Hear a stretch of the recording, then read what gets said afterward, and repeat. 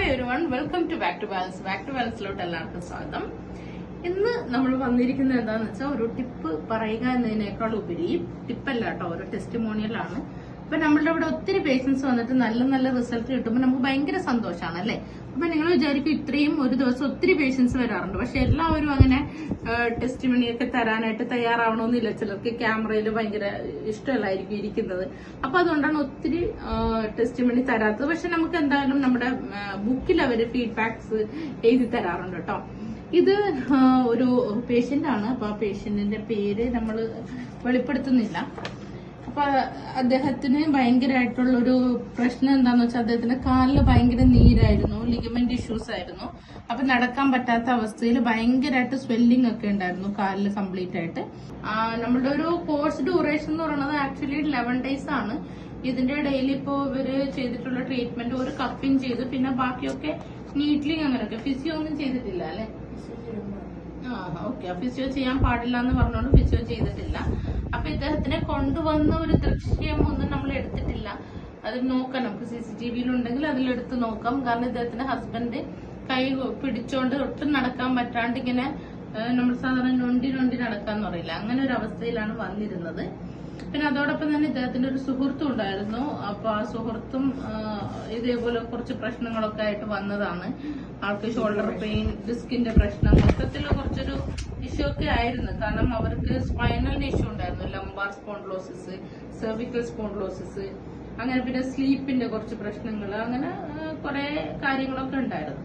ഇവർ രണ്ടുപേർക്ക് നല്ലൊരു റിസൾട്ട് കിട്ടിയപ്പോ ഇവർ തന്നെ പറഞ്ഞു, ഞാൻ ഇത് ജനങ്ങളിലോട്ട് വേണമെങ്കിൽ എത്തിക്കോട്ടെ. കാരണം നമുക്ക് കിട്ടിയൊരു കാര്യം മറ്റുള്ളവർക്ക് പറയുമ്പോൾ അത് ആൾക്കാർക്ക് ഒരു ഉപകാരമാവുക എന്നുള്ളത് ഏതൊരു മനുഷ്യനെ സംബന്ധിച്ചിടത്തോളം ഒരു സാമൂഹ്യ പ്രതിബദ്ധത തന്നെയാണ്. അപ്പൊ എന്താണ് വിശേഷം പറയൂ. ഞാൻ പേരൊന്നും പറയുന്നില്ല, പറഞ്ഞോളൂ. ഞാനിപ്പോ 11 ദിവസം കംപ്ലീറ്റ് ചെയ്തു കോഴ്സ്. 5 ദിവസം ഞാൻ വന്നത് ഭയങ്കര കാലിൽ നല്ല നീരുമായിട്ടാണ് ഞാൻ ഇവിടെ വന്നത്. അപ്പൊ 5 ദിവസം എനിക്ക് വലിയൊന്നും തോന്നിയില്ല. 4 ദിവസം കഴിഞ്ഞപ്പോഴാണ് അതിന്റെ യഥാർത്ഥ റിസൾട്ട്. നമുക്ക് പെയിൻ പതിയെ കുറയാൻ തുടങ്ങി. അങ്ങനെ ഓരോ ദിവസവും ഇവിടുന്ന് ചെയ്തു പോകുമ്പോഴത്തേക്ക് നമുക്കൊന്നുമില്ല. പിറ്റേ ദിവസം രാവിലെ എഴുന്നേൽക്കുമ്പോഴാണ് അതിന്റെ റിസൾട്ട് വരുന്നത്. പിന്നെ എന്നിട്ട് നമ്മുടെ ഡോക്ടർ നമ്മളോട് അത്രയും കെയർ ആയിട്ട് ഒരു കൊച്ചുകുട്ടിയെ ഇങ്ങനെ നോക്കുന്നത്, അത് മെയിൻ ആയിട്ടുള്ള ഒരു കാര്യമാണ്. സ്റ്റാഫ് ആണെങ്കിലും നമ്മളോട് എപ്പോഴും വന്നിട്ട് എന്തായി ചേച്ചി, എങ്ങനെയാണ് കാര്യങ്ങളെല്ലാം അന്വേഷിക്കുകയും എടുക്കുകയൊക്കെ ചെയ്യുമായിരുന്നു.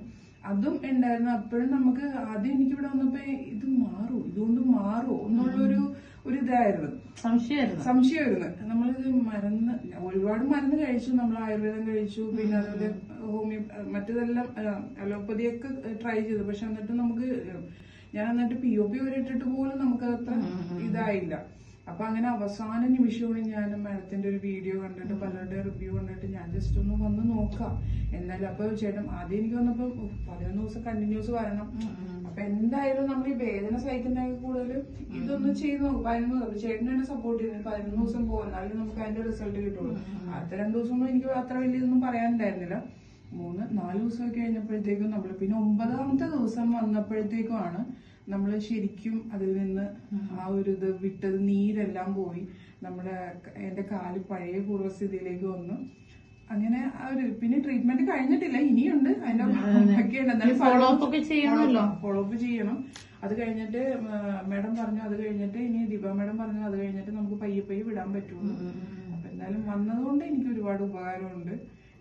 പിന്നെ കപ്പിങ് ചെയ്തു. കപ്പിങ് നല്ലതായിരുന്നു. ആദ്യം എന്നോട് കാലിന് മാത്രമേ ചെയ്യാൻ പറഞ്ഞു. പിന്നെ ഞാൻ പറഞ്ഞു ഫുൾ ബോഡി ചെയ്തോളൂ, നമ്മുടെ ബ്ലഡ് സർക്കുലേഷൻ കുറച്ചുകൂടി ഇമ്പ്രൂവ് ആയിക്കോട്ടെ എന്ന് വിചാരിച്ചിട്ടാണ്. അപ്പൊ ഞാനിത് എന്റെ ഫ്രണ്ട്സിനോടൊക്കെ സജസ്റ്റ് ചെയ്തു. അപ്പൊ അവർക്ക് കപ്പിങ് ചെയ്യാൻ താല്പര്യമുണ്ട്. അപ്പൊ എന്നോട് നീ 11 ദിവസത്തെ ട്രീറ്റ്മെന്റ് കഴിഞ്ഞ് നിന്റെ റിസൾട്ട് അറിഞ്ഞിട്ട് വേണം നമുക്ക്. പിന്നെ എന്റെ കൂട്ടത്തിലുള്ള എന്റെ ഒരു ഫ്രണ്ടിന്റെ ഹസ്ബൻഡ് ഇതുപോലെ കൈ ഫ്രാക്ചർ ആയിട്ട് കൈയൊന്നും തിരിയുന്നില്ല. അപ്പൊ എന്റെ റിസൾട്ട് അറിഞ്ഞിട്ട് വേണം അവർക്കൊക്കെ പയ്യെ